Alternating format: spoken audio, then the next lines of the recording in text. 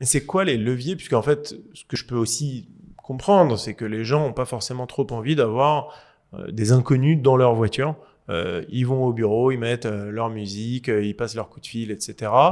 Comment est-ce qu'on réussit à faire un peu évoluer cette mentalité pour le bien commun? Je vais me permettre de te donner un conseil lecture. André Gors, Idéologie sociale de la bagnole, c'est un livre qui a été écrit à la fin des années 60, qui est encore d'actualité de façon assez dramatique et qui explique comment en France, mais ça vaut aussi pour d'autres pays, il y a eu vraiment le développement d'une idéologie de la voiture et comment cette voiture individuelle a conditionné à la fois l'aménagement et l'étalement urbain, le fait qu'on vive de plus en plus loin des villes. Il y a une phrase de ce livre que j'aime bien citer qui est « Donnez-nous plus de bagnoles pour fuir les ravages que causent les bagnoles ». Donc on habite de plus en plus loin des villes, donc on est de plus en plus dépendant. C'est bien ça. Et simultanément, tu as eu la voiture dans l'imaginaire des gens, c'est-à-dire avec les dépenses publicitaires massives qui ont été faites pour mettre en avant l'automobile et pour mettre en avant les valeurs associées de liberté, d'émancipation, associées au fait d'être seul dans sa voiture.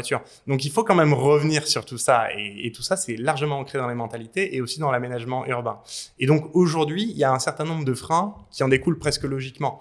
D'abord, de voir la voiture un petit peu comme son sas de décompression et comme le prolongement de son chez-soi, tout simplement. Ouais. Et pour qui a conduit et est allé au travail en voiture par le passé ou aujourd'hui, on sait très bien que ça peut être quand même associé à un moment assez sympa où vraiment on se relâche, etc.